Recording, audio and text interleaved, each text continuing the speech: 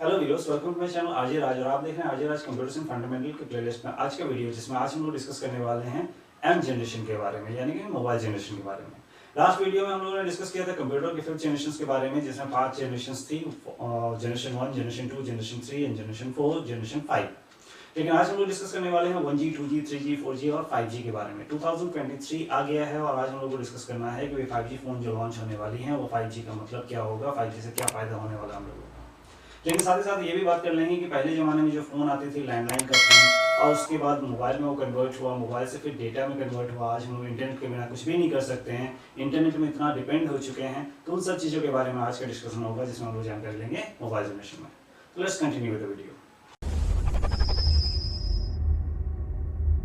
जैसे कि पिछले वीडियो में हम लोगों ने क्लियर कर लिया था जनरेशन ऑफ कंप्यूटर्स के बारे में, और इस वीडियो में हम लोग जानने वाले हैं जनरेशन ऑफ मोबाइल्स के बारे में।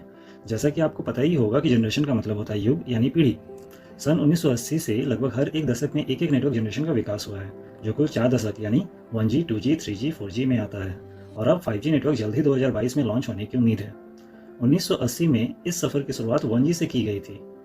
वहीं समय के साथ साथ इसमें ऐसे बहुत से बदलाव हुए, जैसे 2G, 3G और 4G पीढ़ियाँ आई, लेकिन सभी में परिवर्तन के साथ साथ सुधार होती गई और अब 5G तक जारी है। तो चलिए आगे बढ़ते हैं। मोबाइल जनरेशन को जानने से पहले हम लोगों को टेलीफोन और लैंडलाइन के बारे में कुछ जानना होगा।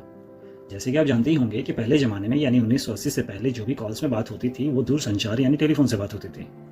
टेलीफोन से एक तार बिछी हुई होती थी जो कि PBX में जाकर फिट होती थी। ये PBX एक तरह का हब होता था जो मोहल्ले और सोसाइटी के सारे फ़ोन्स का कनेक्शन आकर एक हब में कनेक्ट होता था। उस तरह से हर एक मोहल्ले में एक PBX होता था और उन हर PBX का सेंटर पॉइंट होता था आपका एक्सचेंज ऑफिस। एक्सचेंज ऑफिस में एम्प्लॉयज़ होते थे जो हमारे कॉल्स को कनेक्ट करते थे दूसरे एक्सचेंज ऑफिस से, और फिर दूसरे एक्सचेंज ऑफिस से वही PBX तक पहुंचता था, और वही PBX से वहाँ की जो टेलीफोन लाइन नंबर होती थी वहाँ तक कॉल पहुँचता था। तब हम लोग एक दूसरे से बात कर पाते थे। अब हम लोग जो बात करते थे वो कोई रेडियो फ्रिक्वेंसी में बात नहीं करते थे, बल्कि हमारा फ़ोन से एक वायर कनेक्शन जो है वो चला जाता था PBX में।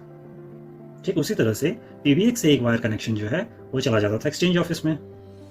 एक्सचेंज ऑफिस से दूसरे एक्सचेंज ऑफिस तक वैसे ही वायर कनेक्ट किए हुए होते थे जो कि जमीन के अंदर बिछे हुए होती थी, इसीलिए इसे लैंड लाइन्स कहते हैं। ठीक उसी तरह से दूसरे शहर के एक्सचेंज ऑफिस से वही PBX सर्वर तक लाइन पहुंचती थी और उस सोसाइटी के फोन नंबर यानी वो लैंडलाइन नंबर जो है फोन पर कनेक्ट होता था, तब जाकर हम लोग एक दूसरे से बात कर पाते थे। तो यानी जितनी भी बातचीत हमारी होती थी वो हमारे टेलीफोन से लैंडलाइन कनेक्शन के जरिए दूसरे टेलीफोन तक पहुंचती थी। यानी फोन से आता था PBX में, PBX से टेलीफोन एक्सचेंज से फिर दूसरे एक्सचेंज, फिर दूसरे एक्सचेंज से फिर से PBX में, और PBX से फिर से फोन में।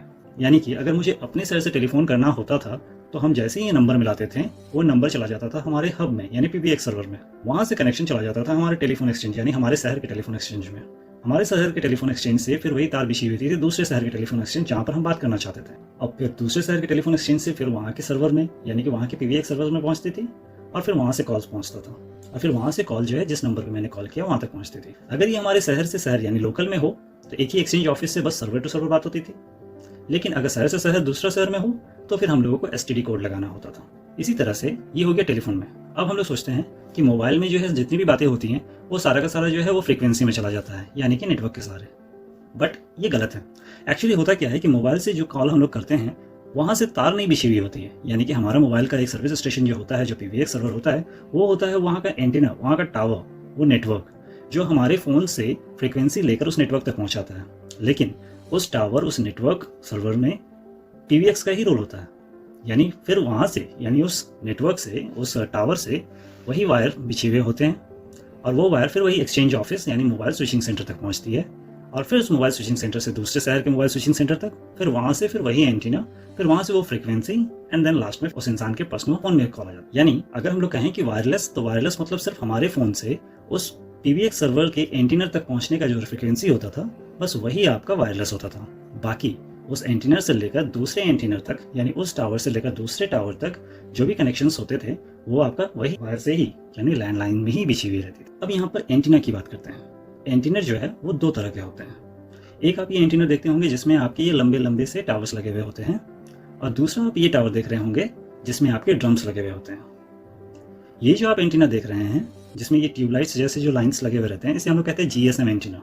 इसका काम होता है कॉल को सेंड करना या कॉल को रिसीव करना, यानी जो भी हम फ़ोन करें किसी को तो मेरे फ़ोन के कॉल्स को पहुंचाना, और अगर मुझे कोई कॉल करता है तो उस फ़ोन के कॉल्स को रिसीव करना। ये एंटीना वो रिसीव करके वो पर्टिकुलर नंबर उस एरिया के मोबाइल तक पहुंचा देता है वायरलेस फ्रीक्वेंसी के थ्रू। और ये जो आप एंटीना देख रहे हैं इसे हम लोग कहते हैं माइक्रोवेव एंटीना। इसका काम कॉल रिसीव करना, यानी कि मैंने अगर किसी को कॉल किया है, सपोज मान लीजिए मैंने धनबाद से पटना किसी को कॉल किया। अब पटना जब मैंने कॉल किया तो जिस नंबर पे बात करनी है वो पटना का ही है, लेकिन वो कुछ देर के लिए कहीं आउट ऑफ स्टेशन गया हुआ है। तो मेरा नेटवर्क जो है, मेरा टावर जो है, वो सीधे सीधी एक्सचेंज ऑफिस के थ्रू उस टावर को कनेक्ट किया जिस टावर के रेंज में वो बंदा है। लेकिन क्योंकि वो बंदा उस रेंज में ना होकर किसी और रेंज में है, तो ये क्या करता है, ये माइक्रोवेव एंटीना जो है इसके सहारे एक टावर से दूसरे टावर तक अपना कनेक्शन फ्रीक्वेंसी को भेजता है, ताकि उस बंदे को उस टावर के जरिए उसको कनेक्ट किया जाए और उससे बात हो सके। अब इसकी फ्रीक्वेंसी जब ज़्यादा होती है तो फिर यहाँ पर हो जाता है जो हम लोग का पहले लगता था रेडियो फ्रीक्वेंसी के थ्रू बात होने से आपका रोमिंग चार्जेस लगता था, तो इसी की वजह से लगता था। ठीक है, तो टावर दो तरह के हो गए, एक GSM एंटीना और एक microwave antenna. Generation of mobile technology की अगर बात की जाए तो 4 दशक में हमारा फ़ोन जो है वो आया था 1G, 2G, 3G और 4G और 4G। 1G जो है वो 1980s के सीरीज में आया था, जिसकी स्पीड जो थी वो 24 किलोबाइट पर सेकेंड यानी 24 kbps थी। इस 1G फ़ोन में हम लोग सिर्फ कॉल्स कर सकते थे, यानी सिर्फ वॉइस कॉल्स होती थी, इसमें कोई मैसेजेस या टेक्स्ट सर्विसेज नहीं थी। अब सोच लीजिए 24 kbps स्पीड में हम लोग सिर्फ कॉल कर रहे हैं, कोई मैसेजेस वगैरह नहीं जा सकता है। तो ये 1980s में जो फ़ोन आया था हमारे पास वो आपका था 1G फ़ोन। फिर जनरेशन में चेंजेस हुई, 1G के बाद हमारा सेकेंड जनरेशन में 2G आया, यानी 1990s में। 1990s में जो 2G आपका फ़ोन आया, इसकी स्पीड कैपेसिटी थोड़ी सी बढ़ी। ये जो आपका स्पीड है वो 64 kbps, यानी इससे पहले जो 24 kbps में चल रहा था अब 64 किलोबाइट पर सेकेंड में चलना शुरू हुआ। अब इसमें इंप्रूवमेंट क्या हुई? अब इसमें इंप्रूवमेंट की अगर बात की जाए तो 1990s के सेकेंड जनरेशन वाले फ़ोन में हम लोग वॉइस कॉल्स तो कर ही सकते थे और साथ ही साथ टेक्स्ट मैसेज सर्विसेज भी यूज़ कर सकते थे। फिर आपका 2003 में 3G फ़ोन आया, जिसकी स्पीड जो है वो 2 मेगाबाइट पर सेकेंड के हिसाब से बढ़ी, यानी कि अब हम लोग वॉइस कॉल्स तो कर ही सकते हैं, मैसेजेस भी कर सकते हैं और इंटरनेट भी चला सकते थे। अब रहा कुछ सवाल ऐसे आ जाते हैं कि 2G में भी हम लोग इंटरनेट चलाते थे, तो 2G में जो जनरेशन चलती थी वो आपका 2G, 2.5G, 2.6 इस तरह से कर बढ़ी थी, लेकिन उसको हम लोग 2G में ही रखते हैं। 3G जो फ़ोन हमारे पास आई, जिसमें हमारा इंटरनेट सर्विसेज स्टार्ट हुआ, वो 2 Mbps स्पीड में था। यहाँ पर हम लोग यूट्यूब वगैरह में गाना वाना सुन सकते थे, देख सकते थे, लेकिन थोड़ी सी प्रॉब्लम थी क्योंकि 2 Mbps होने के कारण आपकी बफरिंग बहुत ज़्यादा होती थी और आप कोई भी एप्लीकेशंस में जब काम करते थे थोड़ा सा प्रॉब्लम भी होता था और आपके डेटा भी काफ़ी महंगे होते थे। याद कीजिए 1 GB डेटा खरीदते थे, पूरा महीना चलाते थे। चलिए अब नेक्स्ट की अगर बात की जाए तो 2012 में आपका आ गया 4G।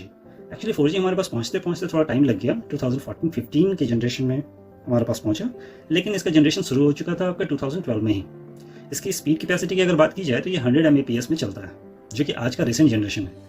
इसमें क्या हो गया कि हम लोग वॉइस कॉल तो कर ही सकते हैं, मैसेजेस भी कर सकते हैं, इंटरनेट भी चल सकता है और वीडियो कॉल्स भी हो सकती है। अब 4G के बारे में और बात करेंगे, लेकिन इससे पहले बात कर लेते हैं जो कुछ दिन में आने वाला है, यानी 5G। 5G फ़ोन जो आने वाला है उसकी स्पीड जो है वो आपकी 1 Gbps है और उम्मीद है, एक्सपेक्टेशन है हमारा कि 2022 तक ये हमारा 5G आ जाएगा। चलिए अब जो रिसेंट जनरेशन हमारा चल रहा है 4G, उसके बारे में थोड़ा बात कर लेते हैं। आपको तो ये याद ही होगा कि जब 4G आया था तो 4G के फ़ोन में कुछ ऐसी फैसिलिटीज़ थी कि LTE, VoLTE ये सब सिस्टम होता था। तो चलिए अब जान लेते हैं कि LTE, VoLTE होता क्या है। LTE का मतलब होता है long term evolution. Actually 4G जब लॉन्च किया गया था तो वो पूरी तरह से तैयार होकर हमारे सामने नहीं आया था, उसमें काम चल ही रहा था, यानी वो रेनोवेट हो ही रहा था दिन ब दिन, अभी तक पूरी तरह से बनकर हमारे सामने नहीं आई। तो इसको जो है लॉन्ग टर्म एवोल्यूशन के लिए रखा गया कि इसमें गवर्नमेंट ऑफ पॉलिसी ने कहा कि ठीक है आप 4G लॉन्च कर दो और उसमें धीरे धीरे इंप्रूवमेंट करते रहो कि इसमें और भी अच्छा कुछ टेक्नोलॉजी में बनता जाए। तो आया LTE। LTE का मतलब हो गया लॉन्ग टर्म एवोल्यूशन। इसमें डेटा ट्रांसफर जो है वो ऑप्टिकल फाइबर केबल के थ्रू किया गया, यानी कि अब जो है इंटरनेट जो चल रही थी वो भी केबल के थ्रू चल रही थी, लेकिन इसमें ऑप्टिकल फाइबर केबल का यूज़ किया गया और वॉइस कॉलिंग के लिए रेडियो फ्रिक्वेंसी यूज़ किया गया। अब क्या हो गया, जैसे आपको याद ही होगा कि जब आप कॉल करते थे डेटा तो बहुत अच्छा काम कर रहा है, बहुत फास्ट काम कर रहा है क्योंकि 100 Mbps की स्पीड में चल रहा है, आपके यूट्यूब बहुत अच्छे चल रहे हैं, आप व्हाट्सएप यूज़ कर रहे हो।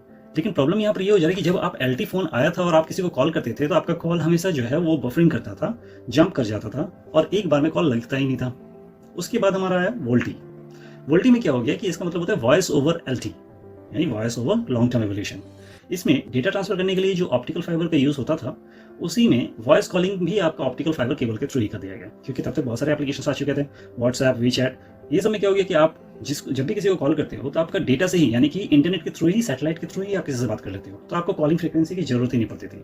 तो उसी तरह से LTE जब आया था तो LTE में डेटा वर्क करने के लिए ऑप्टिकल फाइबर केबल का यूज़ कर रहे हो, लेकिन कॉलिंग करने के लिए आपका वही रेडियो फ्रिक्वेंसी जो कि आपका 1G, 2G, 3G में चल रहा था, वही रेडियो फ्रिक्वेंसी ही यूज़ हो रहा था। लेकिन VoLTE आ जाने के बाद क्या हो गया कि आप जो डेटा में काम कर रहे हो, यानी कि जो भी इंटरनेट का काम कर रहे हो, वो तो आपका डेटा ट्रांसफर कर रहा है ऑप्टिकल फाइबर केबल के थ्रू। लेकिन यहाँ पर क्या हो गया, रेडियो फ्रिक्वेंसी को हटाकर आपकी वॉइस कॉलिंग और वीडियो कॉलिंग का सेक्शन भी जो है वो भी आपका इंटरनेट ऑप्टिकल फाइबर केबल के through he send and receive करना शुरू कर दिया, जिसमें आपकी HD कॉल्स हो गए, यानी जो भी आप कॉल्स वगैरह कर रहे हो वो अब आपके इंटरनेट के थ्रू ही एक दूसरे में ट्रांसफर कर दिया जा रहा है, यानी रेडियो फ्रिक्वेंसी की जरूरत ही नहीं है। जिसके जरिए हमारा कॉल्स वगैरह का जो कॉल टाइम है, कॉल रेट है, वो भी काफ़ी चीप हो गया, काफ़ी सस्ता हो गया, और हम लोग सिर्फ data pack, internet pack use करके उसी में कॉल फ्रिक्वेंसी का यूज़ करने लगे। सो गाइस, मोबाइल जनरेशन में आपका यही था, जो 1G 2G 3G और 4G जो भी हम यूज़ कर रहे हैं, और 5G जो हमारा आने वाला है। कुछ लोगों के मन में ये मिस्टेक्स चलती थी, ये गलतफहमी थी कि हम लोग जब भी किसी से बात करते हैं तो ये आपका वायरलेस बात होता है, यानी कि हम दिल्ली से फ़ोन कर रहे हैं मुंबई में, यानी हमारा मोबाइल का नेटवर्क जो है वो डायरेक्टली मुंबई पकड़ ले रहा है और हम लोग मोबाइल से मोबाइल बात कर रहे हैं। एक्चुअली ऐसा नहीं होता है। आपके फ़ोन से जो बातें हो रही हैं वो सिर्फ उस नेटवर्क, उस एंटीना, उस टावर तक ही पहुँच रहा है, और फिर उस टावर के अंदर से सारा केबल जो है, जो optical fibre cable data transfer के लिए और फ्रिक्वेंसी केबल जो है आपकी कॉलिंग के लिए जो बिछाई गई है, वो ज़मीन के अंदर से एक स्टेट से दूसरे स्टेट, दूसरे स्टेट से दूसरे कंट्री तक पहुंचा है। अब कंट्री टू कंट्री बात करना तो बहुत आसान है, क्योंकि कंट्री टू कंट्री जो बात करनी है वो आपका इंटरनल जो ज़मीन के अंदर से ही, जो लैंड के अंदर से ही आपके ऑप्टिकल फाइबर केबल्स को बिछाया जाता है। लेकिन अगर एक कंट्री से दूसरे कंट्री की बात की जाए तो उसके लिए आपके समुद्र के नीचे से जो वायर हैं ऑप्टिकल फाइबर केबल्स को बिछाया जाता है, ताकि ट्रैफिक जो है वो इंडिया टू अदर कंट्री से इंडिया, ये सारी ट्रैफिक्स की जो सर्विसेज हैं वो आपके इस केबल में सप्लाईज में होती है। अब जितना ट्रैफिक, यानी जितने लोगों की कॉल्स और ड्यूरेशंस एक दूसरे के साथ कनेक्ट होंगे, उतना आपका वायर केबल्स की जरूरत पड़ेगी। तो यही आपका कॉलिंग का एक वे बनता है, और इसी वे पे आपकी ट्रैफिक्स पहुंचती है। तो यही हो गया आपका जनरेशन ऑफ मोबाइल में। वेलकम बैक गाइस, होप कि आज का वीडियो जो है वो बहुत ही इन्फॉर्मेटिव रहा हो, जिसमें आप मोबाइल जनरेशन के बारे में 1G से लेकर 5G के बारे में जो कंफ्यूजन थे वो से मे भी क्लियर हो गया हो। अगर फिर भी कोई डाउट रह गई है तो प्लीज़ हमें कमेंट कीजिए। अगर वीडियो पसंद आया तो लाइक कर दीजिए, और अगर आपको लगता है कि ये वीडियो किसी को शेयर भी करना चाहिए ताकि इसकी जानकारी उनको भी हो, तो आप अपने फ्रेंड्स के बीच में शेयर भी कीजिए। तो मिलते हैं हम लोग अगले वीडियो में, तब तक के लिए टेक केयर।